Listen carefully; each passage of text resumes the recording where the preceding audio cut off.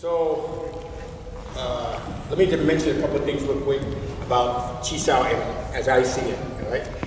So, you know, many schools do different things. They have their own approach to Chi Sao. They use it like a sparring thing, and who can hit or whatever. They have a lot of different approaches, but my approach is completely different because it's based on training only.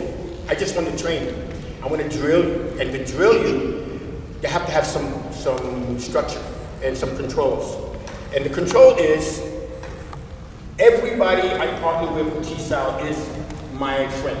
They're my partner. And it is an exchange that we take place.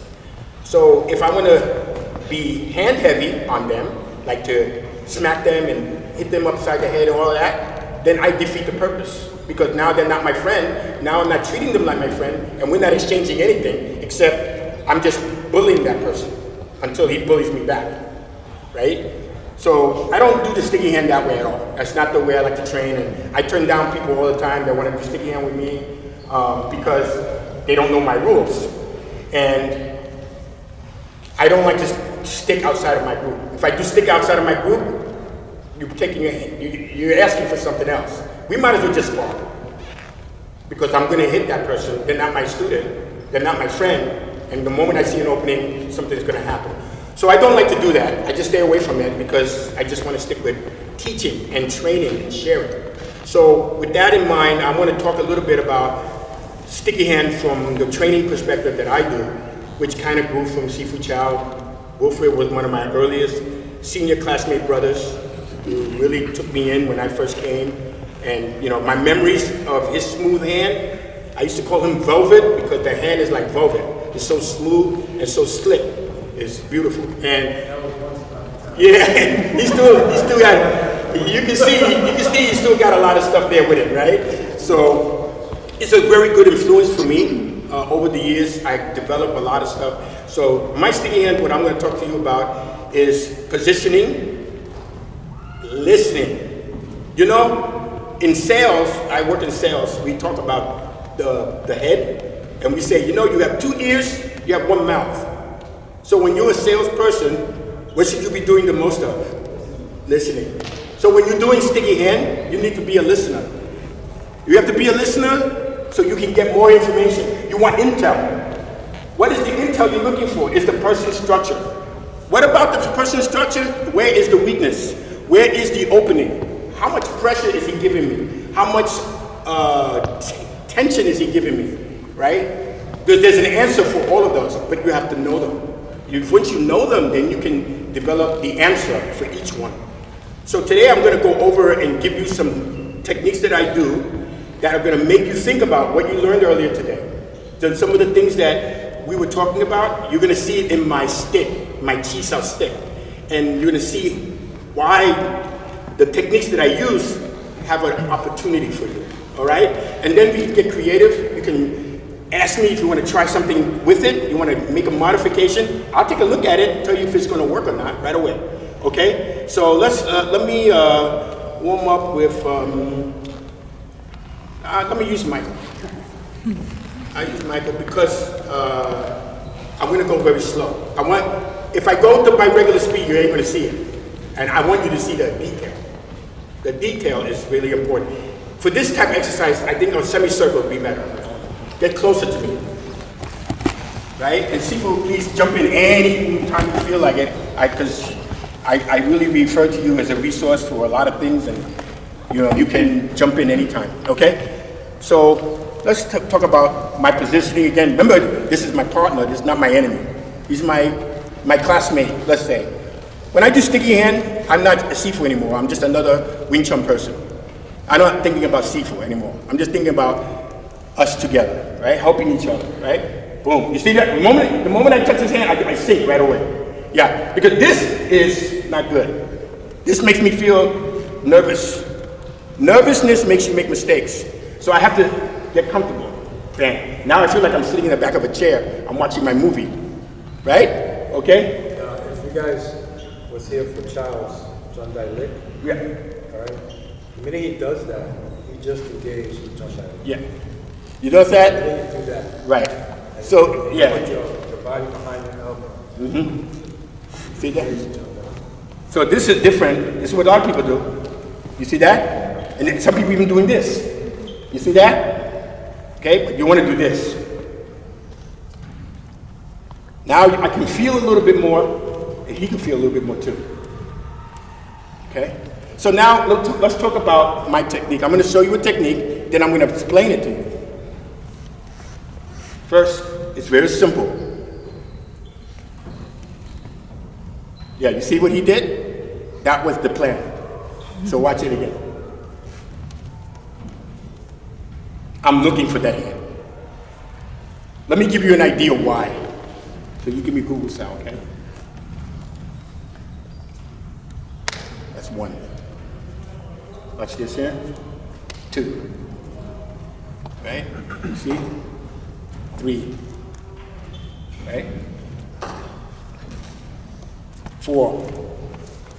Right? You see what I'm building now? But if you don't have the structure, don't even try it. It ain't gonna work for you. You have to build it up together. And then everything that I just did, I want him to be able to do it. So let's say I do 5 of these, we practice, I do 5, then I want him to do 5. Make the corrections, take the time. Then we go to the next technique, 5 of those. Make the correction, do the time, right? Then it becomes something powerful because now you're not gonna forget it. You're gonna remember that and you're gonna wanna do it every chance you can, right? And those techniques are so important because they're sneaky. So I'll do number 1. Yeah, that's beautiful. That's what I want right there. Look at my hand again. That's number 1.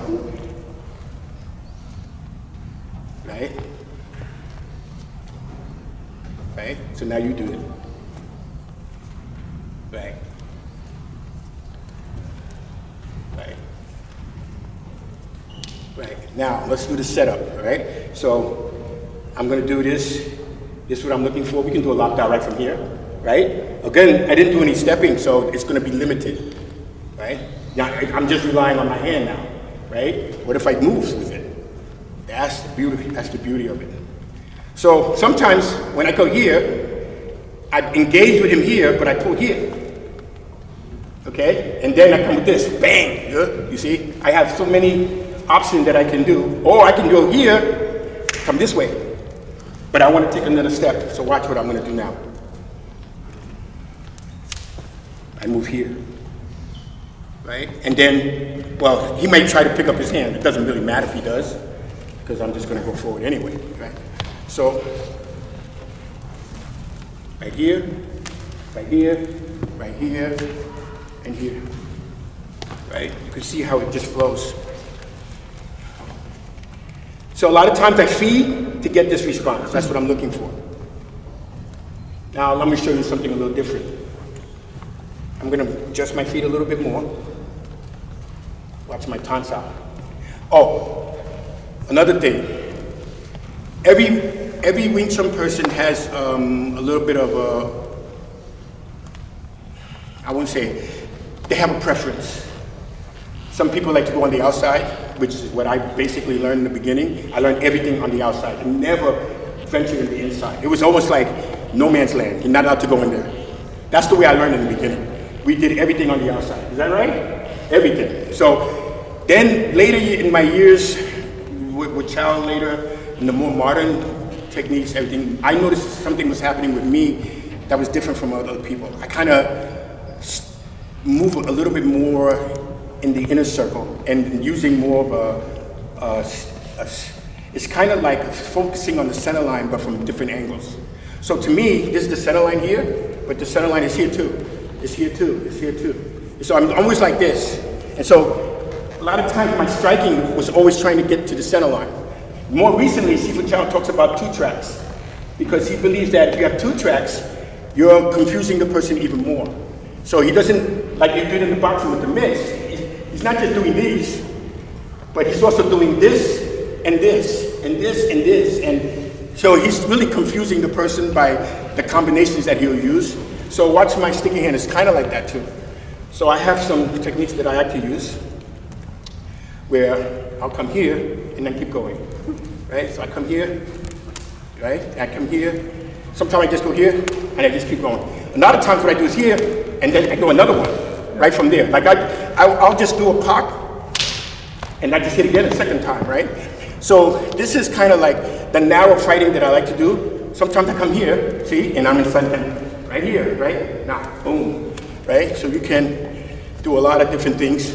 I don't do, and this from this level, I rarely use my elbow because my elbow is safe for if he closes the gap, he gets past my guard, which is this here. This is a fulcrum, right? So once he gets past this here, he starts to move in, then I might want to use my elbow, but not in the beginning. Like, I don't use my elbow here. I know how to do it, but I don't like to use it. I don't do this. Some people like to do that.